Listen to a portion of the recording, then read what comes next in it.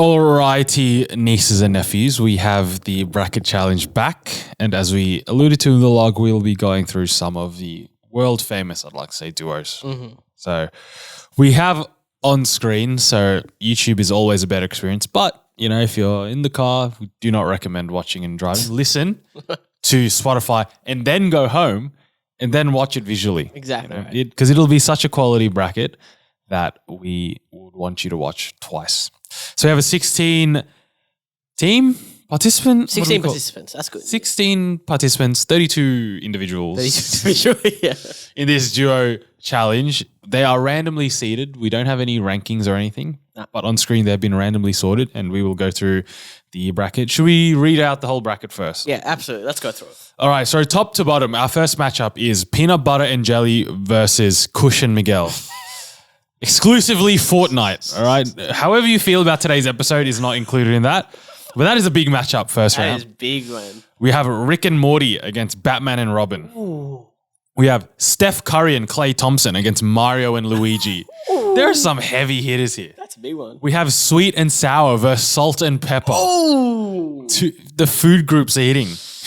We have Copy and Paste versus Ladies and Gentlemen. That are two iconic duos. We have Adam and Eve versus Tom and Jerry. Both fictional characters. Yeah. Just because Rohit's not here to defend himself. We have Kanye West and Jonah Hill against Key and Peele. And lastly, we have Bacon and Eggs against Push and Pull. Wow, that last one. Definitely food bracketed. All right, so we'll start from the beginning. We'll start from the top. And I feel like we're a bit biased here, but that's okay. Peanut Butter and Jelly versus Kush and Miguel. Let's look at it from an objective standpoint. So we'll start with Peanut Butter and Jelly, right? Yeah. Iconic staple in the American household. Yeah, we get the peanut butter and jam. And that's rare as well. And jam and jelly are not the same thing. Absolutely not. Jam is derived from mainly fruit, right? It's like concentrated fruits, cooked from fruit, whatever. Jelly is like flavored, like something that's flavored fruit. You know what I mean? Exactly. Because you get maple syrup and maple flavored syrup, right? Jelly is the grape flavored toxics. They're both artificially sweetened, but one is way more than the other. Jam is way more natural. Exactly. Agreed. I don't think jam is artificial as well. Surely it is. No, I think jam, you put the fruit. I've watched many videos. Really? Yeah, you put the fruit in the thing. Yeah. In a pot. Yeah. Put a lot of sugar in it. Yeah. And you just cook it down until it becomes a. Oh, interesting. I always thought it was a little artificially sweetened. Jelly is the one I think is artificial. Yeah. Okay. Now the thing with peanut butter and jelly is I've had it once when I was in America, of course, and it is very sweet. Do you get the Smucker's peanut butter that's loaded with like sugar or Skippy? I think I got Reese's one, which is peanut butter with like grape jelly, I think. Oh, so it was already in the swirl in the like, what do you call it? The packet, pretty much. There's a Smucker's version of that. I don't know if that's what you had. But that's outrageous. The fact that they've pre-mixed peanut butter and jelly. And it's done in such a way that's perfectly designed. So you can see like it's half peanut butter and a swirl of jelly on the right hand side. Looks nice. We had it. It's very sweet. I don't think I could finish a whole sandwich. Because I feel like if you're having Reese's peanut butter, that is also not real peanut butter. Yeah, I don't think it's just a bit of peanuts with a lot of sugar and oil, probably. It was too sweet that I couldn't finish the whole sandwich. I think I had like 3 bites. I was like, this is too much. So is that because of the PB&J you had, or is it because of the food itself? You know, is it the fact you had a Reese's peanut butter and probably some disgustingly sweet jelly? Look, there's probably some. Or is the food at its core broken? I think at its core, it's broken. Compare it to peanut butter and jam, because peanut butter and jam is actually okay. I've had it once before. I had that at work the other day because there's toast and like little peanut butter and jams lying around. So you know, I'll have a go. It's good. It's not bad. It actually works. Especially, it all depends on the jam. If the jam is a pretty good jam, the one that is, well sugared. Not sure if I should say that. That's fine. But yeah, I actually think it doesn't work as well. Maybe the US audience will.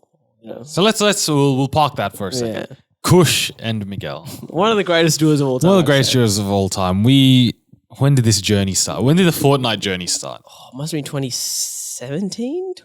Something like Season 3 is what I know. Season 3 is when we started getting on that battle bus, dropping into Greasy Grove, and getting 3, 4, 5 wins a day. It was an unreal duo session. The fact that we could come day and night, another duo, by the way, but we could win both day and in the night. We'd play during the day, skip uni, have a lunch break, play again, have an extended dinner and, do your responsibilities session, and then we play again at night. Look, I got told to vacuum the house. I do it. And then I go hop on back on, and then I get some fucking dubs. Exactly. Look, and then it also extended further. There was some potentially Warzone duos. Apex Legends for a bit. FIFA duos for a bit. NBA 2K for a bit. Actually, I will say there was one Pro Clubs game that we played. I'm pretty sure it was like 7-1 that we won or some shit. Yeah, and then the next day we played us two, Sen, and a bunch of others. We played the same team. And we lost. I think we lost. We lost, man. And this was like Div 3 or 4. Very high up. So the duo magic is there. It absolutely is there. And here's the thing. When I'm comparing it to Peanut Butter and Jelly. Cool. Peanut Butter and Jelly has been out for a very long time. But there's differing opinions. Christian Miguel? I've only heard positive things. That's what I say. I've only ever heard good things. Are we putting ourselves above Peanut Butter and Jelly? Is that what's going to happen here? If it was Peanut Butter and Jam, I'd say no. Peanut Butter and Jelly, I think I'm going to have to put ourselves above Peanut Butter and Jelly. That's controversial pick, but you know what? I'm all for it. You got to be aware of the duo power that is here. Exactly. You got to respect our ability on the sticks. If you saw what was happening the other night as well, mate, you'd respect it even higher. You would. Right, your next duo we have Rick and Morty versus Batman and Robin. I think I can end this with one thing. Has the creators of Batman and Robin ever been cancelled? The answer is no. The answer is no. To our knowledge. To our knowledge, correct. We never know what happens in the abyss of Hollywood, to be honest. But do we separate the literal art from the artists? Do we separate Rick and Morty from the nonce? The royal. Yeah. All right. You know what? Let's take a step back and let's do it purely from an argument standpoint. Right. I'm not saying we do it. I'm saying purely for this argument. Rick and Morty, one of the best animations, TV series to come out for a long time. Very popular. It's got a huge fan base. It is top tier I would say. Absolutely. Yeah. In popularity and probably, content itself. Slightly inconsistent in its quality, but still top tier. It's because it sets such a high bar. It sets such a high bar, exactly. There's so much so that when it's slightly a mediocre season or still a good season, you're still feeling the heat, Yeah. Batman and Robin. Another timeless classic duo. They've been there for a while, not just on the visual format, but also in the comic format. Comics, they translated into... I'd say one of the classic duos. It's the word probably the duo that, came from it. Batman and Robin. Batman and Robin. When someone says in twos, you are the Robin to my Batman. Exactly. And the good cop, bad cop has some Batman Robin derivations as well. So, look, Batman and Robin has had its fair share of visual representations. Are they good? Not really. They haven't been the best. Yeah, would I say modern day I've seen a lot of Batman and Robin? I've seen Batman. Seen hints at potentially a Robin, but we never see the Robin come. Have I ever seen Robin? No. Well, exactly. But have you seen Rick and Morty? Yes, you have. Yes, you have. Timeless. Is there a Batman and or Robin skin on Fortnite? I think there is. No, actually there isn't. There's no Robin skin. It's just Batman. Exactly. Is there a Rick skin? Wow, yes. Is there a Morty skin? Yes, there is. Wow. Exactly. Are we basing this decision on Fortnite skin? No, we won't do that. That's a tiny detail. A speck into... But are we... recency bias? Do we have to pay respect to the historical significance of a Batman and Robin? I think so. I think because if you go out to the real world today and you name a duo, as in you name something that comes in twos, you're more likely to hear they're a Batman and Robin than a Rick. I've never heard a duo other than Rick and Morty be called Rick and Morty. Exactly. And I think Batman and Robin, if you look at, for the little comic book nerds out there, there's multiple Robins. There's multiple Batmans. There could be Robins that are more so a bad Robin, more so a good Robin. So I think there's always a good and bad play as well. Another great duo, right? Thematic duo. Exactly. So I think it works. Are you telling me it's like Ziz? There's a concept of Ziz. So there's the concept of Batman and Robin. Absolutely. And the thing with Rick and Morty is we gotta take it into account what has happened recently. The man also came out with a post saying he wanted to clear his name. He started referring to his ex. And everyone was like, why is your ex coming up? It's about you being a nonce, about you being a fucking creep. So I'm going to have to go with Batman and Robin. I think that is, again, another hard pick, but Batman and Robin has to go through. Next duo we have on the list, Steph Curry and Klay Thompson versus Mario and Luigi. The Splash Brothers versus the Mustache Brothers. Exactly, the brothers. What are your thoughts first on the NBA? You're well versed in the NBA history. Tell me about the Splash Brothers. Look, Steph and Klay, arguably on their own individually, are always up there as two of the greatest shooters of all time. Have they carried Golden State to multiple wins? They have carried Golden State to multiple. They've revolutionized the game.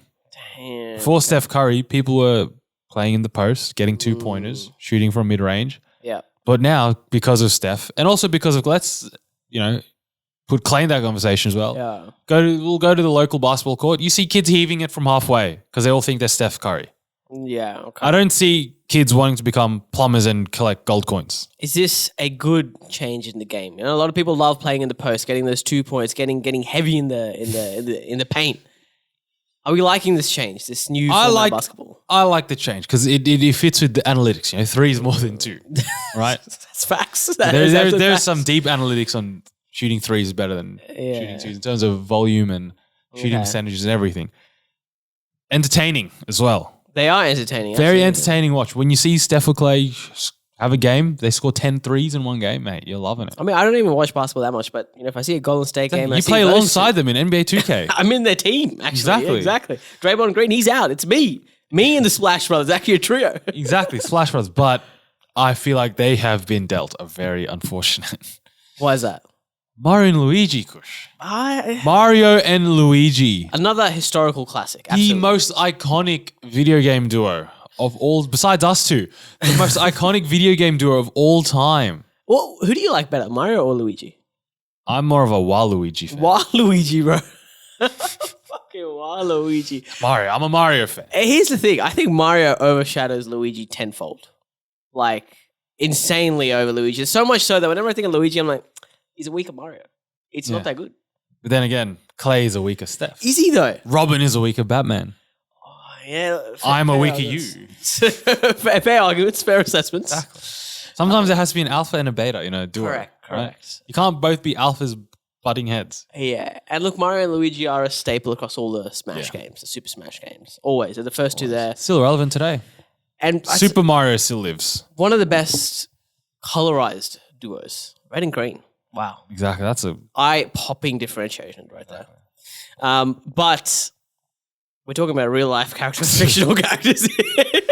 The cultural significance of both is very high. It's very high. Why does revolutionize an actual sport? There's been real life impacts from Steph Curry and Klay Thompson. Mario and Luigi. Cool. They're good video game duo They have characters. revolutionized the video game industry. Have they? In what way? They're just duo. They're just brothers in the game. Yeah, but they have popularized video game culture. Oh, yeah. I feel like that's on Mario though. I actually, because So we're saying Luigi hasn't pulled his weight. I actually don't think he has. I feel like this is all Mario. So if it was Mario versus Steph, it would be a bigger conversation for you. Much bigger But conversation. the fact that Clay's a better number 2 than Luigi. I think that's it. Clay is the better number 2 than Luigi. He's a great supporting character that can hold his own. And I think that's why I'm going to put the Splash Brothers ahead of Mario and Luigi. I can see the comments already, but we are putting Steph Curry and Klay Thompson. They might not even be the greatest NBA duo. They're probably not. Jordan and Pippen is there. Shaq and Kobe is also there. But Steph and Clay, we are putting them above Mario and Luigi. Sorry, fellows. The next matchup we have sweet and sour versus salt and pepper. This is tough. So we are now in the culinary space talking about food items. Okay, let's go with sweet and sour first. Oh, my days. Beautiful. I'm not a fan. Oh. You're telling me you go Macca's Nuggets. You're not getting sweet and sour sauce. I don't get sauce in my nuggets. Oh. You get salt and pepper on your nuggets, do you? Exactly. I guess the taste of salt and pepper. I'm not the biggest fan of sweet and sour, both Macca's and Chinese. Wow. That's hot take. I'm getting around it these days, but I'm still not a fan. Yeah. Salt and pepper goes in all my food. But here's the thing. Salt and pepper is a staple. Like, you should be saltering and peppering your food. You should be doing that. Sweet and sour, you're not necessarily doing that in every meal, of course. But then does that play to the significance and the importance?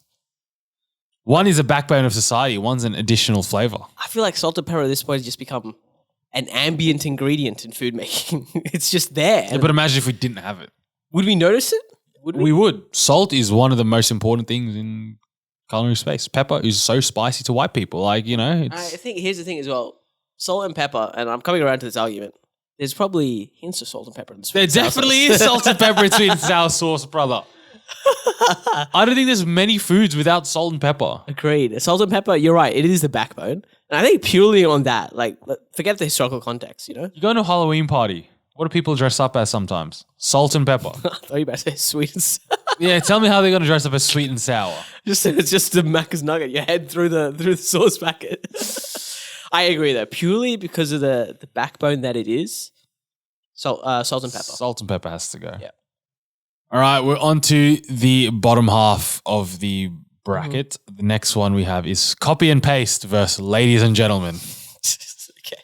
Two interesting duos. Okay, let's start from the second one. Ladies and gentlemen. That is, again, I feel like it is such a crutch for public speaking, addressing a crowd, Yep. society, a lot of ladies and gentlemen. Can you do ladies and gentlemen now? You can do ladies and gentlemen, but that is not inclusive of entire society. You know Exactly. what I mean? So Ladies and gentlemen still exist, but they're not. Is that a strike against their name then?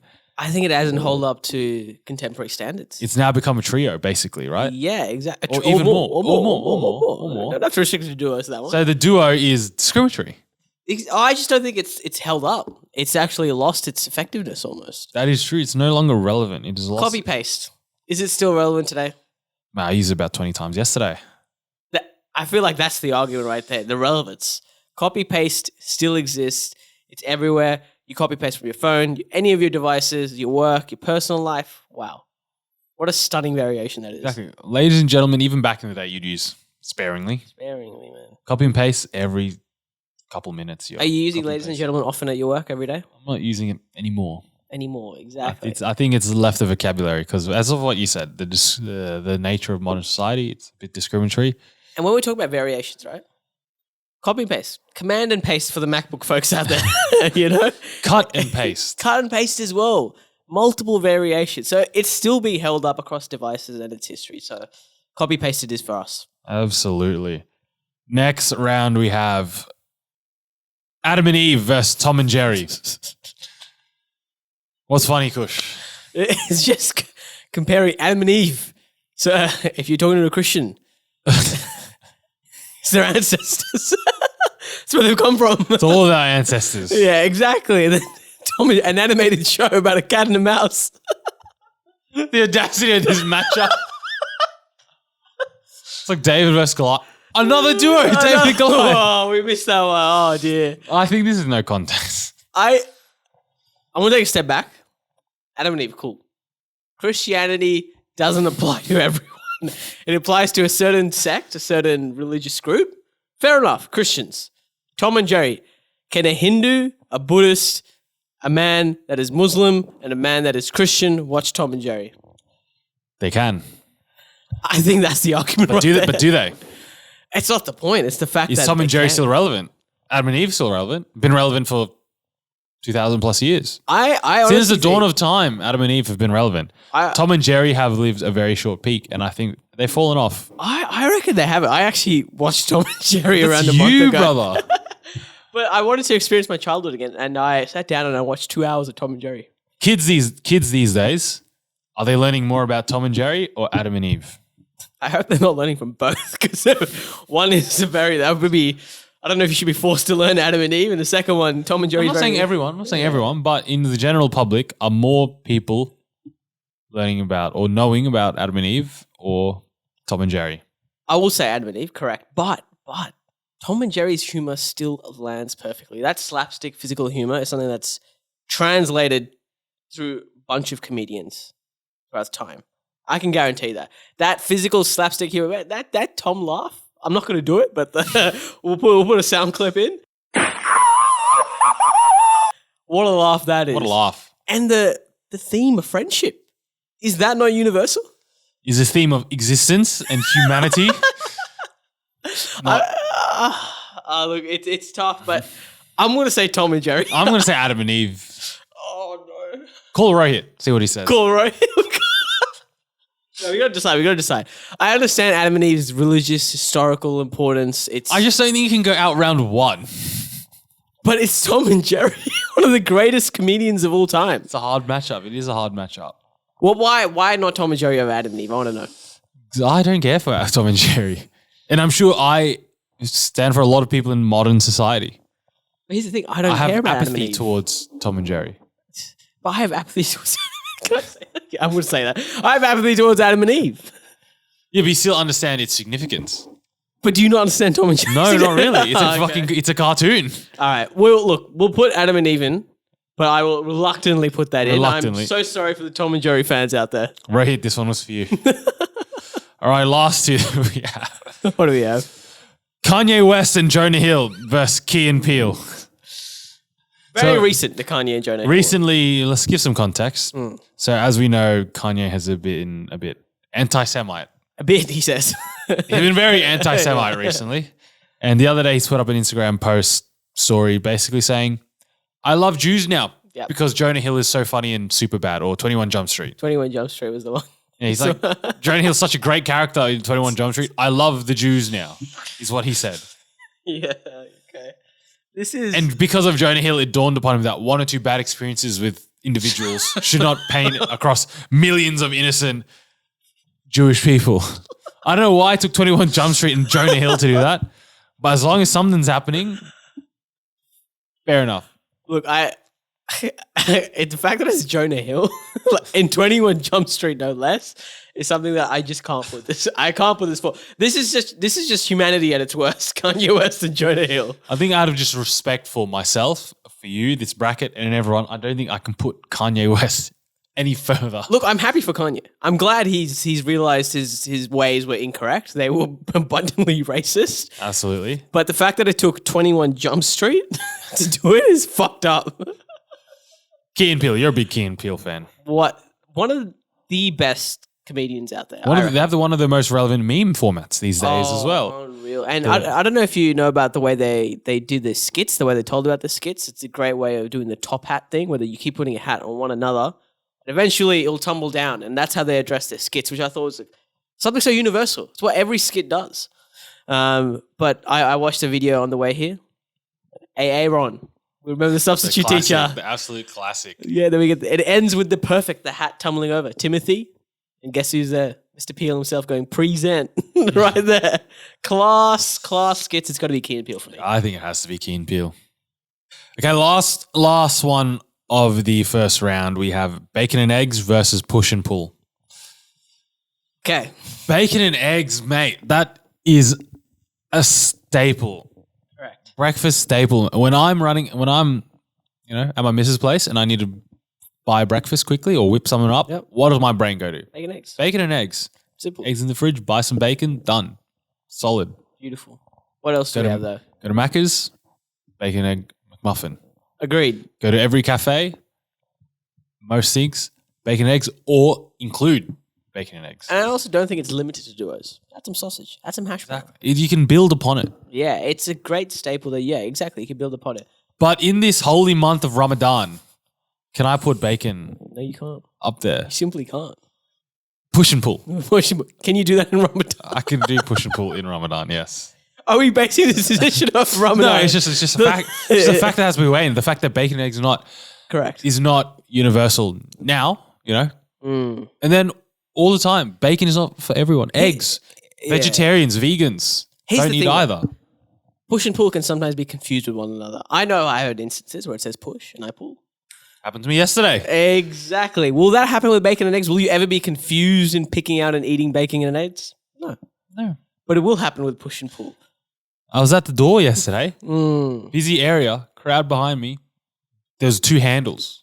It's not intuitive if it's a push and pull. Exactly. Pushed it. And guess what? You're slightly embarrassed now. Will you ever be embarrassed in cooking bacon and eggs? No. Won't be.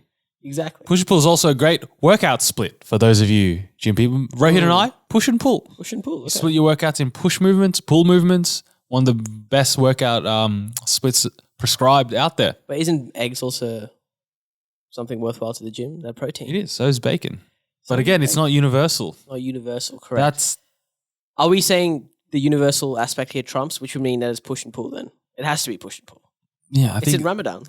It's as simple as that. I think the fact that, it applies to workouts, it applies to life, motion. Talking about motion, there's push and pull. Exactly. When you push, something has to pull. You know? Correct. Can you push and pull bacon and eggs? Or am I going too deep into this? I think you're going to. Can we baconize a push? No, we. Baconize. I think just on universality, Correct. the way it applies to everyday life. It's not restricted by religion. Exactly. Not restricted to one meal of the day. yeah. We're going to go with push and pull. Push and pull. I think that's the first round done, isn't it? That is the first round done. We're on to round 2. Semi-finals, the big ones. Quarterfinals. You're right. Quarterfinals. We have Kush and Miguel versus Batman and Robin. First tie. We had a good run. We absolutely did have a good run. And I think... Putting ourselves above peanut butter and jelly was already an upset. It was already an underdog story. And I know the people out there were rooting for the underdogs. I know it, and I respect it, and we thank you for your support. So we will be going... we can't put ourselves on We Batman can't Robin. put ourselves above Batman and Robin. And look, we're pretty recent. We're 5-6 years that duo, you know, and we're still going. We're still winning. Exactly. Who knows? Maybe in 100 years' time, people will remember Miguel. We'll look and back Kush. on us, and that is the Someone will find our stat tracker on Fortnite, and they'll be like, "These two are the greatest duos of all time." Fortnite.gg. But unfortunately, Batman and Robin historically, Just has to go. The cultural impact, the cultural Exactly. significance, the fact that we like them as well. Exactly. You know, it's there. The next one we have is Steph and Clay versus Salt and Pepper. okay, Again, I just think, I think Steph and Clay had a good run. They upset Mario and Luigi. yeah, Now, a fan favorite, a bookie's favorite was Mario and Luigi. They beat them. Salt and Pepper. They come up against another heavyweight. I'm gonna say one thing: Steph and Clay, they're using Salt and Pepper. They're using it. Salt and Pepper. Are they using Steph and Clay? The answer is no. Salt and Pepper goes through it purely again, the universality behind it, and the fact that everyone needs it, even Steph and Clay, for them to hit those threes. So Exactly. there you go. Next quarterfinal, we have Cut and Paste versus Adam and Eve. I think on the You know what I'm gonna say. again, universality, functionality, I think Adam and Eve had its run. They had it. But in today's society, does it hold as much significance as a copy and paste? Look, I want to say one thing. Some people consider Adam and Eve fictional. Some people do. You can't consider copy and paste fictional. You just can't. But it's a bit of pixels. But you just, their button's there. You have to press it. It's as simple as that. It's a function. Adam and Eve are not a function. To some. You know what, I'm convinced, hurts me to say, as the fill-in Christian today, I am Catholic, by the way. As the Rose supporter. Exactly. I have to fill in Ro's big boots. He would probably quote you some Bible verses right now just to prove that Adam and Eve is top tier. I unfortunately cannot do it that justice. I believe in the idea of copy and paste, and I've seen copy and paste. I've absolutely used it. Alrighty, last semi-final. Key and Peele versus Push and Pull. I feel like this is one of the what's the opposite of heavyweight? So it's a welterweight. I'm gonna say Key and Peele. I know we're talking about the universality, but I think Key and Peele does have Newton's that. law is push and pull. I get that, but I reckon Newton would have enjoyed When Key there and Peele. is an action, there must be an opposite and equal reaction. And that here's is the the thing. concept of push and the yin and yang, another duo which we missed, but that doesn't matter. Push and pull. Push and pull, cool. We use that every day. And like we've been talking about the universality, I think Key and Peele also exhibit that. Their comedy is universal. I don't think there's any way you can dislike Key and Peele. Their comedy is fantastic. It's just skit format. They do the slapstick, they do the normal comedy, they do short format, they do long format. I just think it has to be Key and Peele for me. I think it's the comedy for me that pushes them through. But if I'm wrong, you tell me. My love for push and pull is there, but it is not strong enough to outweigh those factors for Key and Peele. Let's push them through. Semi-finals. First go. semi-final we have Batman and Robin versus Salt and Pepper. My God. Now we're in the big leagues. This is tough. This one's actually tough. I'm a bit torn here. Batman and Robin. Would there have ever been a comic where Batman and Robin use salt and pepper? Perhaps. There may have been. Absolutely. You don't think Alfred is making Ooh. Bruce Wayne a meal with salt and pepper? And look, if we're going to go back to our age-old argument, there might be some people who don't like Batman and Robin. That's true. So some people don't like comics. But if you're comparing it to the people who won't like salt and pepper, it's going to be a lot lower. I'd be very concerned if you Don't like are it. against salt and pepper. Yeah, exactly. Like, what are you seasoning on your food then? Like, what are you eating? What are you eating, bro? I think it's going to have to be salt and pepper. This hurts because I just want to, honorable mention for Batman and Robin. Batman the and fact Robin that is one of the greatest duos. it just exists. People, that's their go-to duo when they're naming two people that are close or friends or whatever. There's Batman universal and Robin. themes: good, bad, father, son, friendship. There's so much there to unpack. Heroes. They're heroes. Superheroes. Now, Salt and pepper is superior to my taste buds. exactly. Salt and pepper is a requirement. Exactly. So I think, Kush, I think it has to go. Could I just do one quick devil's advocate? Sure. Too much salt can kill you. Too much pepper can kill you. That is true. Can too much Batman and Robin kill you? Probably. If you're sitting in your basement watching Batman and Robin for Yeah, that is a true. month. All right. My devil's advocate didn't work. Salt and pepper it is. Salt and pepper go through to the final. Second semi-final. I think these are two of your favorites. What have we got? Copy and paste against Key and Peele. I feel like this is a hard one for you. Easy one for me, but I want to hear It is tough. I'm a big sucker for the Key and Peele, and I think their comedy is universal. I think their skits are fantastic, but copy and paste is just everywhere. Everyone uses copy and paste. It's just so simple. The backbone of society. It is the salt and pepper of a function Of computer functionality. of device functionality. That's not restricted to computers. Programming. Programming. Let's not stop Binary, there. ones and zeros. Yeah, We're talking about. coding. Let's not stop there. We Exactly. can keep going. It's gonna have to be copy. It hurts, but it's gonna have to be copy and Has paste. to be copy and paste. Has to be. My God, Kush, we're on to the final, and this is... What's this a surprise though? Because we're talking about the universal application of these duos. Now let's review the journey that both these participants taken. So first finalists, we have Salt and Pepper. Yeah, They've been Sweet and Sour. easy, They've been Steph and Clay. tough, They've been Batman and Robin. very tough. Copy and Paste, the second finalist, has gone through Ladies and Gentlemen. Say less. Easy matchup, that one. Adam and Eve Tough, and Key and Peele. very tough. So they've had a tough journey. They've gone through the ringer. They've earned their place in the final. Exactly. This to me is a flip of a coin, this matchup. They're Two both backbones in their own right. I'm telling you today, I will use copy and paste, and I will also use salt and pepper. Exactly. I honestly, this one is one of the toughest things that will ever. Literally, some of these things, Steph and Clay, I might watch in a few days, right? Salt and pepper, I'm going to use probably in the next few hours. Copy and paste, I'm probably going to use the next hour or so. And look, I brought up the devil's advocate, the last argument. Can copy and paste kill you? Can it give you a disease? Too much copy and paste. Can it? Can it? I don't think it can. Can't. Whereas salt and pepper, yes, it seasons your food. Yes, it's magic. It can be magic for your taste buds. Yes, it's also just ambience for your taste buds. But copy and paste is the backbone of everything, Society. of society. Think about this. Batman and Robin, Mario and Luigi, even those duos, Wallace and Gromit, they are essentially a copy and paste of each other and what those duos represent. They're not salt and peppers. They're variations of the copy and paste. I think for me, because of that, the fact that copy and paste has lasted so long, also in different timelines, different points of history, different variations that you see popping up in duos, trios, quads, whatever. And it doesn't give you a disease. It won't kill you. Exactly. I think that's the thing that tips it over. You know, too much, there's nothing wrong with too much copy and paste. In fact, it's probably making you better. It's more efficient. Exactly. The more is better. Salt and pepper, there's a diminishing return. I think it's going to have to be copy and paste for us.